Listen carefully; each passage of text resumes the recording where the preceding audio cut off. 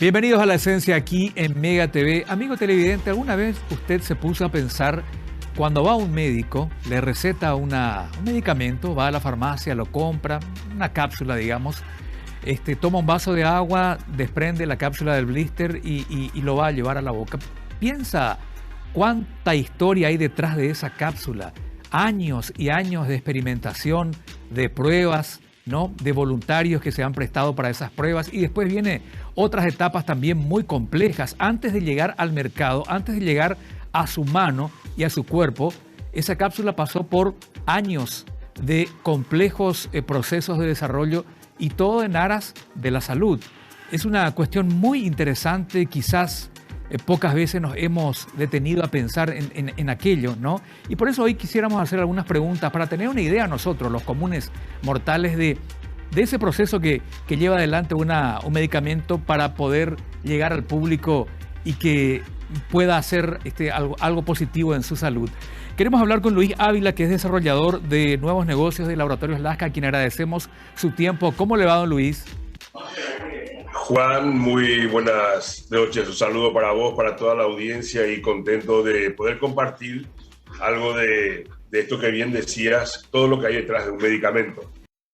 Claro, años de pruebas, ¿no? Desde el momento, el primer paso sería el descubrimiento de una nueva droga y la posibilidad de que llegue a ser efectiva esa nueva droga ante una afectación en la salud del ser humano, ¿no? Todo podría comenzar por ahí, ¿no? Y eso lleva, usted me dirá, no sé si 10 o 15 años de experimentación para que finalmente se apruebe y empiece a fabricarse en masa. Hay toda una historia detrás, ¿no?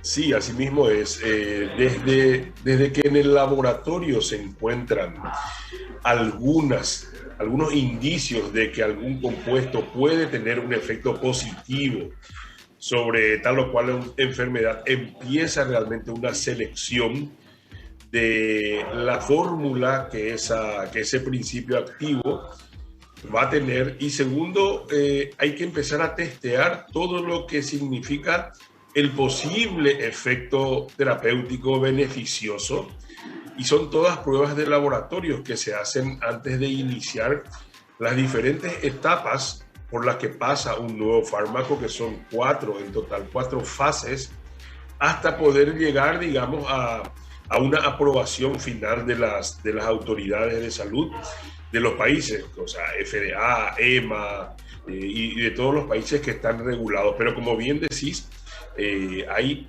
no menos de 10 a 14 años desde que se inicia el descubrimiento de una acción terapéutica del compuesto que vamos a desarrollar. ¿Y cuáles son esas etapas? Usted decía 4 en general, así brevemente. ¿Cuáles son esos pasos, cada cual con su importancia, por supuesto, me imagino? Claro, lo primero es el descubrimiento de la molécula y el desarrollo de una forma galénica, es decir, cómo va a ser dosificada y administrada, si va a ser un comprimido, si va a ser un jarabe, si va a ser un inyectable. Cuando se encuentra que tiene una etapa superada como esta, vamos a los estudios preclínicos, en donde en laboratorio se estudia la acción del fármaco definido. Luego pasamos a una etapa de investigación clínica, que primero se hace en animales de laboratorio. Luego pasamos a estudios clínicos con voluntarios, que pueden ser voluntarios sanos o pueden ser voluntarios que estén cursando con una patología.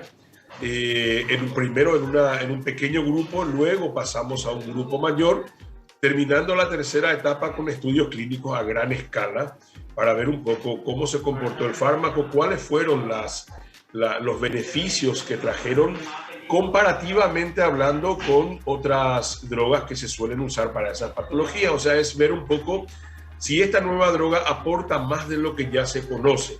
Finalmente, cuando todos esos estudios están terminados, se somete a la autoridad sanitaria para la aprobación final, y es lo que conocemos como fase 4, en donde tiene la aprobación para ser administrada en las enfermedades, y a partir de ahí también continuarán estudios para verificar otros indicios del fármaco, efectos adversos o mayor efectividad, etc. Entonces son 4 fases bien determinadas que, dado el caso, pueden tardar entre 14 años normalmente es lo que terminamos con la aprobación final para la comercialización o el uso definitivo.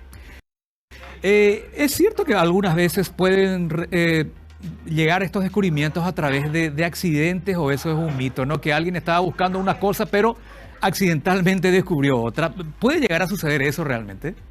Sí, pasa que durante la investigación previa lo que buscamos es una acción terapéutica en determinadas enfermedades. Uh-huh. Y después, con el transcurso del estudio del fármaco, van apareciendo otros beneficios. Y te pongo el famoso ejemplo de la pastilla del sildenafil, por ejemplo. Uh-huh. En realidad, este fármaco fue desarrollado para fibrosis quística, para problemas respiratorios. Y luego se vio que tenía otros efectos. De hecho, el sildenafil se sigue utilizando en patologías respiratorias a una dosis distinta de la que conocemos para disfunción eréctil. Ajá. Hay otros fármacos, como por ejemplo el tadalafil, que es de la misma familia. También se encontró que tiene un muy buen efecto como antiinflamatorio prostático, o sea, para gente que sufre de próstata inflamada, que es un paso previo al cáncer de próstata. Dosis bajas del tadalafil trabajan muy bien evitando la hiperplasia prostática. Es decir, se van encontrando otras acciones terapéuticas. También tenemos, por ejemplo, en el caso de algunos antidiabéticos, que últimamente están encontrándose que tienen efectos muy positivos sobre la reducción del apetito, por ejemplo, y hoy están, aparte de su efecto antidiabético, están siendo recomendados para reducción de peso. Pero, como te digo, son acciones o beneficios que se van encontrando como una segunda alternativa después de los análisis de los resultados que se hicieron en los estudios con pacientes. Ajá. Solemos escuchar ratones de laboratorio. ¿Se recurre a ratones? ¿Por qué? ¿Por la similitud de su estructura con el cuerpo humano? ¿Por qué se da eso? En realidad hay varios animales que son, digamos, utilizados y son... hay que tener en cuenta que no son cualquier tipo de ratones, ¿no? Son criados y cuidados en un ambiente de laboratorio para evitar cualquier tipo de alteración. Uh-huh.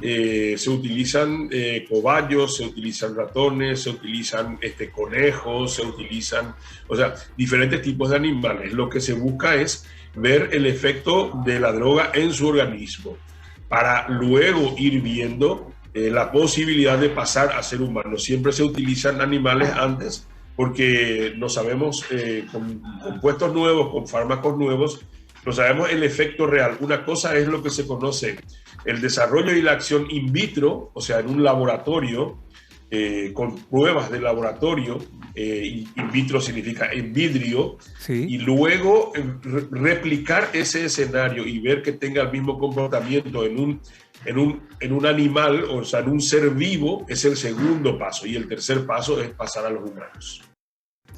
Y justamente ahí quería llegar. Cuando llegamos a los humanos, me imagino que es una de las etapas más delicadas y profundas de todo el proceso, ¿no? Eso debe estar absolutamente regulado, deben haber organismos estatales que van controlando el proceso. ¿Cómo empieza a captarse a voluntarios? Depende, el ciudadano tiene la libertad de presentarse como voluntario, se le hace un estudio. ¿Cómo se trabaja así brevemente? ¿Cómo se elabora en eso? Lo primero que se hace es presentar el protocolo de investigación clínica a un comité de ética que está regulado. Nosotros en Paraguay también tenemos un comité de ética. Y en Paraguay estamos empezando en los centros de estudio. En otros países tenemos muy avanzados todos los centros de estudios donde se hace el reclutamiento de los voluntarios. Hay que tener en cuenta que, por eso hablaba yo de voluntarios sanos, para determinado tipo de fármacos, o en aquellos que tienen ya un fármaco, por ejemplo, pongamos el caso del cáncer, de algún tipo de cáncer. Uh-huh. Cuando hablamos de una nueva molécula para el cáncer de próstata, por ejemplo, también se recurre a pacientes que ya están en tratamiento con otro fármaco, pero el comité de ética debe desarrollar todo lo que es un análisis del tipo de protocolo que se va a hacer, las recomendaciones si son voluntarios sanos o voluntarios enfermos, cuáles son los cuidados que se deben tener, y eso se remite a un centro de investigación.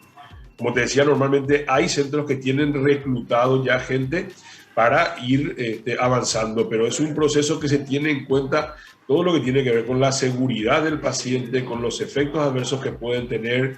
O sea, por eso es que es tan lento todo lo que hace la fase preclínica, clínica y los estudios en humanos. ¿Qué son los dobles ciegos? Escucho tanto esa expresión y no estoy muy seguro de entender realmente lo que significa. Los estudios a doble ciego, ¿qué son? Los estudios pueden ser simple ciego y doble ciego. Ajá. Simple ciego es cuando el profesional médico conoce el fármaco que va a administrar y no conoce a qué grupo, porque siempre se hacen comparativos, o sea, no es que se hace un solo grupo de tratamiento. Se toma un grupo de X cantidad de personas y otro grupo para poder comparar entre ellos. Entonces, doble ciego es cuando ni el médico ni el paciente sabe lo que está recibiendo en el tratamiento. Simple ciego es cuando uno de ellos sí sabe qué droga. Por ejemplo, si yo voy a comparar, por decirte lo que estábamos hablando recién, el efecto del tadalafil en hiperplasia prostática, simple ciego sería si el médico sabe que va a indicar esta droga y que el paciente no lo sabe. Doble ciego sería cuando ninguno de los dos, en ninguno de los grupos, sabe lo que está recibiendo. A veces es un placebo, a veces es otra droga comparativa.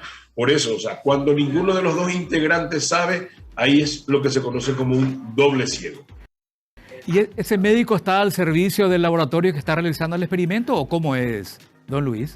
No, normalmente los médicos están al servicio de los centros de investigación, que son los que llevan a cabo todo el desarrollo de la nueva molécula. Eso es importante porque garantiza que no haya ningún conflicto de intereses. La participación también de los comités de ética de los institutos de salud, así como de la máxima autoridad de los países que también intervienen, garantizan de que realmente no haya ninguna distorsión de los resultados y de que realmente sea algo totalmente, como decimos nosotros, aséptico. O sea, no hay intereses comerciales que puedan influir o dibujar resultados. Son estudios que se hacen con la participación de no menos de 4 o 5 estamentos, o sea, el Estado, el centro de investigación, el interesado y el grupo de pacientes que va a proveer los institutos de desarrollo. Me queda más claro. ¿Qué es un placebo? Un placebo es un comprimido, una cápsula puede ser, pero que no tiene la droga activa. O sea, realmente es una contramuestra. Sería, o sea, a un lado le damos el medicamento y a otro grupo no le damos. Por eso se llama efecto placebo cuando estás consumiendo algo que en realidad no te hace nada para la enfermedad que tenés. Se utiliza mucho también el placebo en gente que sufre problemas psicosomáticos, por ejemplo. O sea, si yo te voy a indicar una aspirina o te voy a indicar una vitamina C para gente que dice que sufre migraña, pero que clínicamente se ve que no tiene ninguna afectación, sino que es un problema psicosomático, un problema casi psicológico, produce un efecto mental el consumir algo que realmente no tiene efecto. Y el placebo se llama cuando damos algo que realmente no tiene acción terapéutica. Y es un grupo de control también. Entiendo. Y dentro de la faceta experimental, ¿por qué se utiliza el placebo? Suelo escuchar que a un grupo se le da el placebo y al otro grupo se le da el medicamento con el principio activo. Entiendo que ninguno de los dos sabe qué le tocó. ¿Qué se busca en la faceta experimental con eso? Lo que se busca es demostrar que si a un paciente le damos esta medicación, va a responder de esta manera. Y si no le damos nada, no va a tener el efecto. Entonces es la manera de demostrar la eficacia del fármaco. Obviamente, este tipo de estudios comparativos con placebos no se hace en patologías complejas, no se hace cuando hay riesgo de vida. Eso es categórico. Pero el placebo lo que demuestra es la acción farmacológica versus una persona que no está tomando nada. Ajá. ¿Todo esto que usted me está diciendo está regulado estrictamente o algún laboratorio pudiera llegar a utilizar sus propios métodos de investigación, don Luis? No, eso es imposible, porque el laboratorio lo que puede llegar a desarrollar es la fórmula galénica, pero cuando quiera empezar a desarrollar el fármaco y tener la aprobación de las autoridades, sí o sí debe pasar por todo lo que te comenté, el Comité de Ética Nacional, la Autoridad Nacional, las universidades normalmente son las que llevan adelante los estudios, entonces es imposible que un fármaco obtenga una aprobación para ser comercializado si no tiene los estudios, y estos estudios no son propiedad del laboratorio. El laboratorio debe asumir que eso sí o sí va a pasar por la autoridad sanitaria, y ahí son muy estrictos. Realmente, digamos, en el caso de Paraguay, el Comité de Ética del Ministerio de Salud Pública, me consta porque hemos hecho estudios, no es algo, primero, ni es rápido. Segundo, que se toman todos los recaudos. Y tercero, está en medio el honor de los investigadores que van a firmar ese documento, porque debe ser presentado a las autoridades de salud. Exactamente. Hablemos de porcentaje. Vamos a suponer que se probó el principio activo en 2.000 personas. Un número X que le pongo, ¿no? ¿Hay algún porcentaje mínimo de resultados positivos que tiene que darse para que se apruebe, o no es tan matemático así? Sí, existen los porcentajes mínimos que demuestren la eficacia. De hecho, el comité, después de evaluar los resultados, si es que no encuentra un porcentaje superior de eficacia a lo que ya se tenía hasta ese momento, la droga no es autorizada, o sea, la droga no pasa a ser. ¿Por qué? Porque no aporta nada nuevo. Debe estar siempre por encima del rango de eficacia. Cuando hablamos de una droga para la misma patología, que debe ser superior a lo ya demostrado. O sea, drogas que no tengan efectividad superior al 50% de lo ya conocido no aportan nada nuevo. Por eso es que en la industria farmacéutica normalmente se calcula que de cada 10 moléculas nuevas que se están investigando, 2 o 3 son las que llegan realmente al final. Es una inversión muy grande la que se tiene que hacer para una nueva molécula, y no todos los casos son con resultados efectivos finales. 3 de cada 10 son las que más o menos llegan a buen puerto. Qué increíble, yo no tenía esa información, solo 3 de 10. Me imagino la cantidad de inversión, ¿no? Y de trabajo de tanto tiempo para llegar a esa relación 3-10. Es realmente tremendo. De hecho, mira, Juan, yo te comento, en los últimos, en los últimos 100 años, 150 años, los descubrimientos estuvieron relacionados, o sea, si partimos de la penicilina más o menos, allá por la década del 1920 hasta 1980 aproximadamente, se desarrollaron 15 fármacos más o menos. Sí hubo un cambio muy importante en los últimos 25 años, en donde aparecieron los medicamentos biológicos, sí, o los biotecnológicos, fundamentalmente para todo lo que tenga que ver con cáncer y compañía. A partir de ahí, sí, desde el 90 más o menos, 95, hasta el 2002, 2005, aparecieron los nuevos fármacos como el rituximab, el trastuzumab, el adalimumab, que son terapias oncológicas que sí vinieron a revolucionar realmente la nueva terapéutica. Pero anteriormente era muy difícil encontrar un nuevo fármaco, y estos nuevos fármacos biológicos, que son terapias dirigidas, que son muy, muy eficaces, pero tienen un altísimo costo, son los que en este momento están siendo objeto de mayor inversión por parte de la industria. Y justamente solemos escuchar en las publicidades que hacemos que el primer desarrollador de productos biotecnológicos en Paraguay es justamente Lasca. No sé si sigue siendo el único. Sigue siendo el único hasta este momento, y trabajar. Vos imaginate que en el caso de Lasca, por ejemplo, nos llevó 8 años terminar el desarrollo local de fármacos relativamente simples en biotecnología. Simple, obviamente, es un decir, como la eritropoyetina, el filgastrin, las insulinas. Y después de eso tenés que tener una inversión en una planta exclusiva, como la que tiene la ASCA, que lleva una inversión de casi 10 millones de dólares, y recién hace un par de años estamos comercializando estos fármacos y a partir de ahí ir escalando. Es un tema muy delicado que debemos en algún momento sentarnos a hablar entre todos, porque requiere de mucha inversión en dinero y el desarrollo también es muy importante y el costo del tratamiento es muy elevado. Entonces es lo que se conoce en salud como las enfermedades catastróficas, que en varios países hicieron realmente temblar el sistema de salud pública. Y bueno, en algún momento tenemos que sentarnos entre todos a ver cuál va a ser el mejor camino para que la población tenga mayor accesibilidad a estos tratamientos. Seguro que sí.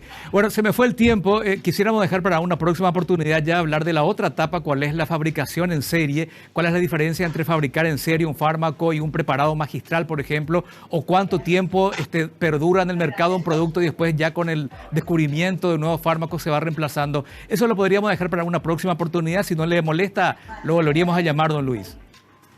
Juan, contento de poder compartir contigo, con la audiencia, y realmente es apasionante lo que estabas diciendo, porque además es importante que la gente conozca lo que hay detrás de un fármaco, como lo vimos hoy, y las diferencias también con preparados magistrales. Es importante que todos sepamos, porque realmente estamos hablando de nuestra salud y debemos cuidarla. Así que a las órdenes y agradecido por esta oportunidad. Gracias, don Luis. Que tenga buen día. Gracias. Muchísimas gracias, don Luis Ávila. Entonces, muy interesante. Nos quedaron muchísimas cosas que lo vamos a llamar de vuelta para seguir hablando. Pausa y regresamos.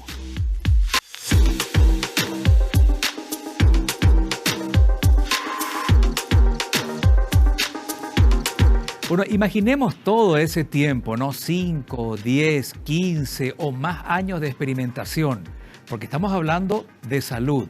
Cuando tomamos un medicamento, detrás de ese medicamento que estamos tomando hay toda una historia muy compleja, como nos explicaba muy detalladamente, muy claramente también, para que nosotros podamos entender lo que son esos procesos, ¿no? Esos estudios in vitro, in vivo, en animales, en voluntarios, y después otra vez ver si realmente esa droga es efectiva. Es cuando bendecimos a la ciencia, es cuando agradecemos que haya ciencia y que haya científico, porque si ese medicamento le han recetado, no es por capricho del médico, no es por el azar que le va a hacer bien, es porque hubo detrás toda una experimentación, todo un estudio. Hay razones para creer fehacientemente que ese medicamento le va a hacer bien a usted.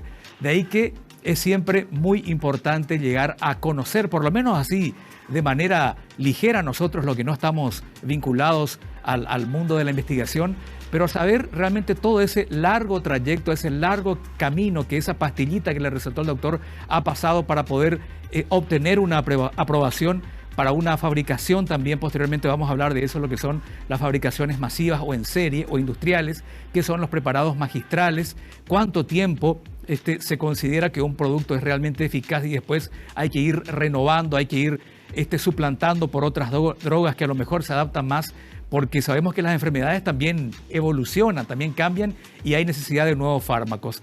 Realmente el mundo no sería lo que es si no fuera por la ciencia. Y dentro de la ciencia, una de las que más respetamos y admiramos es la ciencia de la salud. Me parece que por eso seguimos vivos. Hasta la próxima en La Esencia.